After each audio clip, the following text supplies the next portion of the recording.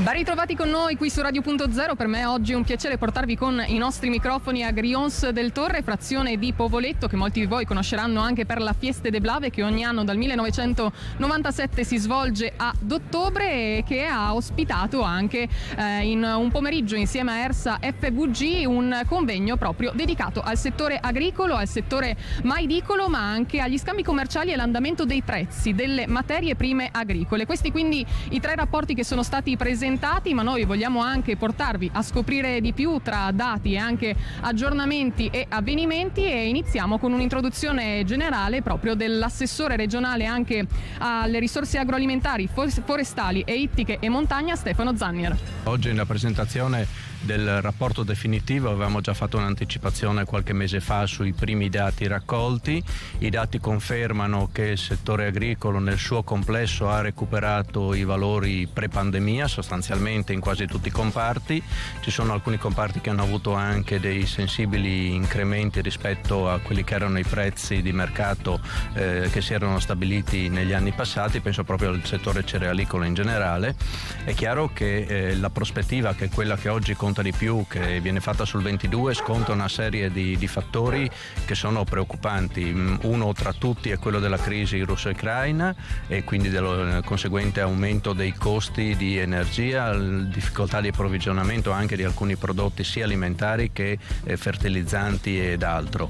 L'altra condizione che ci preoccupa molto è invece quella legata alla crisi idrica, perché oggi che avremmo una prospettiva anche di prezzi che potrebbero ottenere dei valori decisamente interessanti di mercato anche sul settore mais, vedono a metà giugno una condizione per la quale già si iniziano a fare razionamenti sensibili sull'irrigazione, ma si iniziano a fare una serie di ragionamenti importanti sull'utilizzo in generale dell'acqua. Questo è un fattore che ci preoccupa, perché potrebbe mettere in crisi quelle produzioni che paradossalmente avrebbero un'importanza cruciale in questo momento, sia dal punto di vista della necessità di produzione sia da quello del valore per le imprese. Laura Zoratti del servizio statistica di Ersa. La conseguenza infatti della pandemia, che ha comportato aumento dei costi nei trasporti e la disponibilità dei prodotti sui mercati internazionali, ha fatto sì che ci sia stato un aumento importante dei prezzi medi delle varie colture, che si è appunto riflesso anche sui mercati locali e ne ha condizionato l'andamento. Con Daniele Rossi passiamo anche al protagonista proprio di questa giornata, protagonista del secondo rapporto presentato, il mais, quindi il settore maidicolo. Daniele. Sì, il mais è una delle colture più importanti in regione, al pari della soia e della vite da vino. E tuttavia risente del trend italiano, per cui le superfici e le produzioni sono diminuite, anche se le rese medie risultano comunque superiori rispetto alla media nazionale ed europea. Con noi anche il sindaco di Povoletto, Giuliano Castenetto. Un piacere essere presenti anche con questo convegno nel suo territorio, sindaco. Assolutamente è una cosa importante che Ersa oggi, l'assessore regionale, siano presenti qua a Povoletto. E in quel di Grions c'è anche questa sagra appunto che viene fatta in ottobre, che è la Fiesta de Blave, e quindi c'è questo nesso, il collegamento col mais, ma soprattutto con la produzione agricola. Il nostro territorio va dalla produzione dei cereali a quella che è la produzione nella parte nord della zona del vino, che è anche quella molto, molto importante. Sostanzialmente siamo un comune alle porte di Udine che però continua ad avere una grossa fetta agricola, una grossa fetta verde, e adesso puntiamo anche un po' sul turismo rurale. Presentata la Fieste de Blave, un appuntamento molto importante. Siamo insieme anche alla presidente dell'associazione, Adriana Lodolo.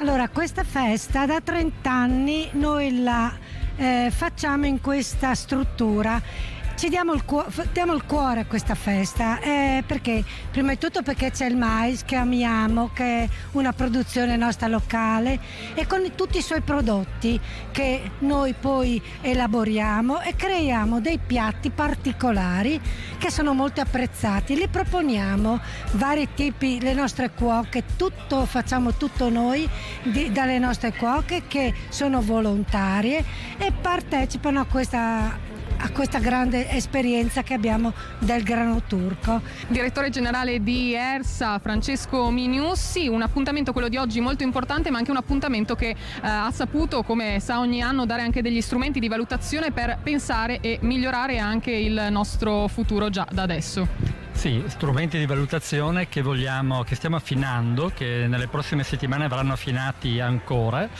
nel senso che andremo a incontrare tutti quelli che sono gli stakeholders relativi al settore dell'agricoltura, dell'agroalimentare e di chi lavora in questo comparto, per capire se le linee che stiamo seguendo dal punto di vista della presentazione dei rapporti statistici e i vari focus sono quelle giuste, nel senso che può anche darsi che stiamo sbagliando qualcosa. Andiamo a chiederlo a chi può dircelo, perché ha l'interesse a saperlo e ad essere perfettamente informato di questo, e quindi i prossimi appuntamenti saranno esattamente questi. Andremo presso ciascuno di loro a chiedere cosa ne pensate, cosa possiamo fare per migliorare, cos'è che non vi piace, così miglioreremo il sistema. Per tutti i dettagli tecnici vi invito anche ad andare sul sito ersa.fvg.it, dove troverete anche voi strumenti di valutazione per pensare al presente e al prossimo futuro in Friuli Venezia Giulia, grazie anche al settore primario che è veramente fondamentale per il nostro territorio. Tutta l'intervista la trovate poi anche su tutti i nostri social.